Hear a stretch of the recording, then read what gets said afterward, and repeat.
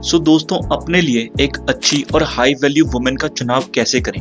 दोस्तों, ये वीडियो मैं अपने एक सब्सक्राइबर की स्पेशल रिक्वेस्ट पे बना रहा हूँ जिन्होंने मेरी पिछली वीडियो पे कमेंट करा था। सो अगर आपको भी किसी स्पेसिफिक टॉपिक के ऊपर वीडियो चाहिए तो आप कमेंट बॉक्स में कमेंट कर सकते हैं, तो मैं इस टॉपिक को कवर कर दूंगा। सो चलिए अब वीडियो स्टार्ट करते हैं। सो अपने लिए अच्छी और हाई वैल्यू वुमेन कैसे ढूंढें। देखो यार, इस क्वेश्चन का आंसर ना टाइम टू टाइम चेंज होता रहा है। अब जैसे आज से कुछ साल पहले जब most of the girls job नहीं करती थी तो उनकी एक बेसिक नेसेसिटी होती थी प्रोवाइड एंड प्रोटेक्ट की, यानी कि जो लड़का अच्छा खासा कमाता था और एक सिक्योरिटी प्रोवाइड करवा सकता था, so most of the girls उसके साथ रिलेशन बनाती थी और उसके साथ हाइपर लॉयल रहती थी। बट समय के साथ चीजें चेंज होती गई।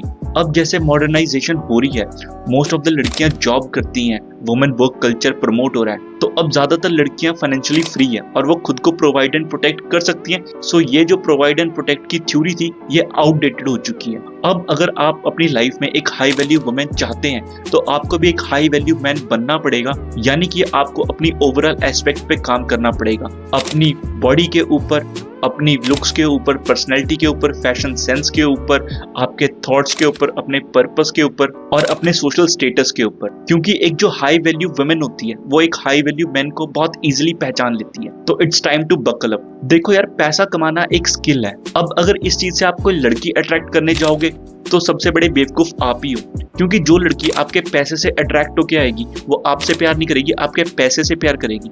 फिर आगे चल के आप खुद ही उसको गोल्ड डिगर बोलोगे, तो ये सबसे बड़ी बेवकूफी है। सो अब मुद्दे की बात ऐसी है कि अगर आप अपने लिए कोई पोटेंशियल पार्टनर ढूंढ रहे हो तो आपको कौन सी क्वालिटीज उसमें देखनी चाहिए जिससे आप ये चीज पता लगा पाओ कि ये एक अच्छी लड़की है और इसकी वैल्यूज और स्टैंडर्ड काफी हाई है। सो स्टार्ट करते हैं फर्स्ट पॉइंट से। सबसे पहला पॉइंट आता है feminine and sweet nature.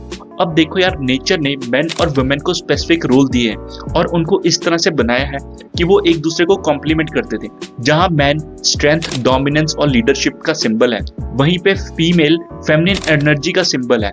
But आजकल जो सोशल मीडिया पे टॉक्सिक फेमिनिज्म चल रहा है, जहां पे वो लड़कियों को इस तरह से मैनिपुलेट करते हैं कि तुम्हें एक बॉस लेडी बनना है, ठीक है, you don't need man, you don't need even God. ये चीज लड़कियों की जो फीमेल एनर्जी होती है उसको कंप्लीटली डिस्ट्रॉय कर रही है और उसको एक मैस्कुलिन एनर्जी में कन्वर्ट कर रही है, जिससे जो नेचर का बैलेंस है वो बिगड़ रहा है। यानी कि मैन एंड वुमेन अगर दोनों मैस्कुलिन एनर्जी पोजेस करेंगे और वो अगर एक रिलेशनशिप में आएंगे, वो कितना चलेगा, इस चीज का अंदाजा आप खुद लगा सकते हैं। अब फेमिनिन एनर्जी में बहुत सारी चीजें आती है, जैसे nurturing and caring nature, support, following leadership. तो मैं इन पॉइंट्स को थोड़ा थोड़ा डिटेल में एक्सप्लेन करने की कोशिश करता हूँ। सबसे पहले पॉइंट आता है नर्चरिंग एंड केयरिंग नेचर।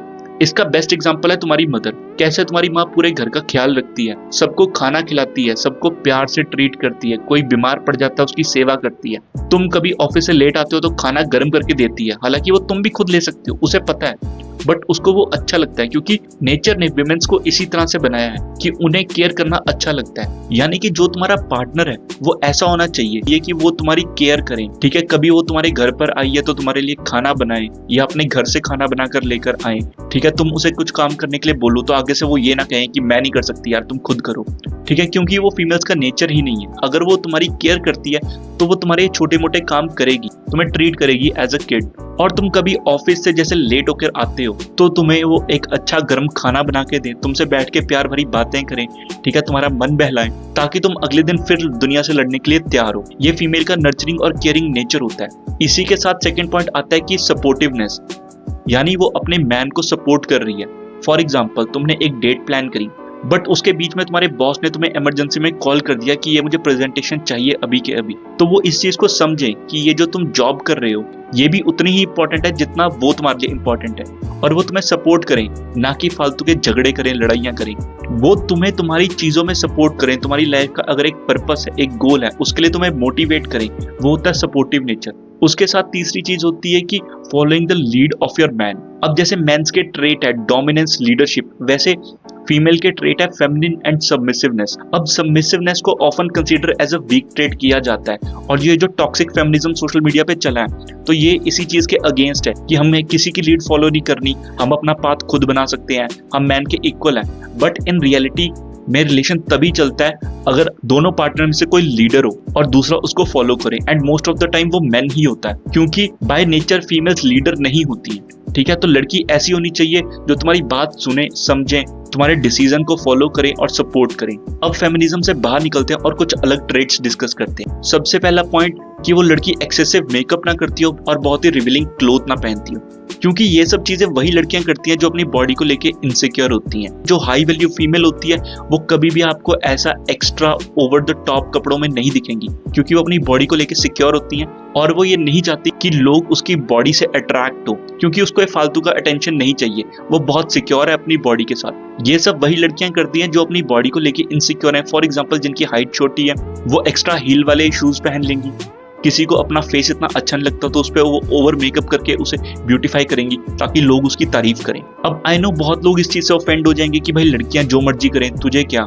भाई वो मेरा पॉइंट ऑफ व्यू है चीजों को लेकर, हो सकता है मैं गलत भी हूँ, बट मेरा तो यही मानना है। अब चलते हैं नेक्स्ट पॉइंट की तरफ। ये सबसे ज्यादा इंपॉर्टेंट होने वाला है। अब देखो, जब भी आप अपने लिए कोई पोटेंशियल पार्टनर ढूंढ रहे हो, make sure you check about the family background of the girl, यानी कि वो लड़की कैसे माहौल में पली बड़ी है और क्या उस लड़की की माँ अपने हस्बैंड की इज्जत करती है, रिस्पेक्ट करती है।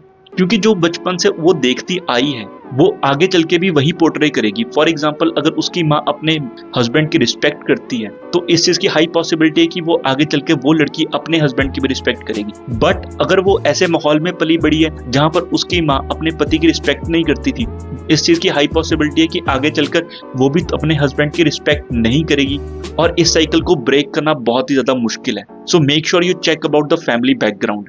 अब इसके साथ चलते हैं नेक्स्ट पॉइंट की तरफ कि उसका बिहेवियर इंस्टिगेटिंग ना हो। अब देखो यार, बाय नेचर लड़कियां थोड़ी मैनिपुलेटिव होती हैं।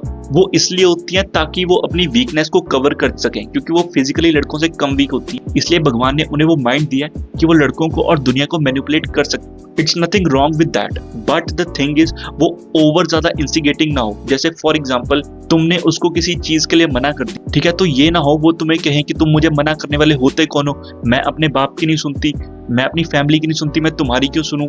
और फालतू की लड़ाइयां और फालतू का ड्रामा हो रहा है, क्योंकि ये चीजें तुम्हारे मेंटल पीस को बहुत ज्यादा इफेक्ट करेंगी। क्योंकि एज अ मैन तुम्हारे पास ऑलरेडी बहुत ज्यादा स्ट्रगल है, बहुत ज्यादा रिस्पॉन्सिबिलिटीज है। तुम एक और एडिशनल बर्डन नहीं चाहते जहां पर तुम्हें इमोशनली ड्रेन आउट होना पड़े उसे समझाने के लिए। सो इस चीज का मेक श्योर करना कि लड़की का बिहेवियर इंस्टिगेटिंग ना हो। अब इसी के साथ चलते हैं फाइनल एंड लास्ट पॉइंट की तरफ, जो है लो बॉडी काउंट। अब बॉडी काउंट का मतलब ये होता है कि एक लड़की का कितने मल्टीपल पार्टनर्स के साथ सेक्सुअल रिलेशनशिप रहा है। अब देखो, स्टडीज भी इस चीज को प्रूव कर चुकी हैं कि अगर एक लड़की के बहुत ज्यादा एक्सेसिव मेल सेक्स पार्टनर्स रहे हैं, सो उस लड़की की डीपर इमोशनल बॉन्ड बनाने की जो कैपेबिलिटीज है वो कम हो जाती है। और आप ऐसी लड़की के साथ नहीं रहना चाहेंगे जो आपके साथ सिर्फ सरफेस लेवल पे कनेक्ट करें। कॉमन सेंस की भी बात है, अगर आपको कोई एक लड़की मिल रही है जिसका एक आधा रिलेशनशिप रहा है, बकायदा आपको दूसरी लड़की मिली है जिसके 50 रिलेशनशिप रहे हैं, obviously you will choose girl with fewer body count. So I think मेरे हिसाब से ये सारे पॉइंट आपको कंसीडर करने चाहिए जब भी आप अपने लिए एक पोटेंशियल फीमेल पार्टनर ढूंढ रहे हो। सो अगर आपको वीडियो अच्छी लगी हो तो चैनल को लाइक और सब्सक्राइब करें। बाकी मिलते हैं नेक्स्ट वीडियो में, तब तक के लिए थैंक यू वेरी मच।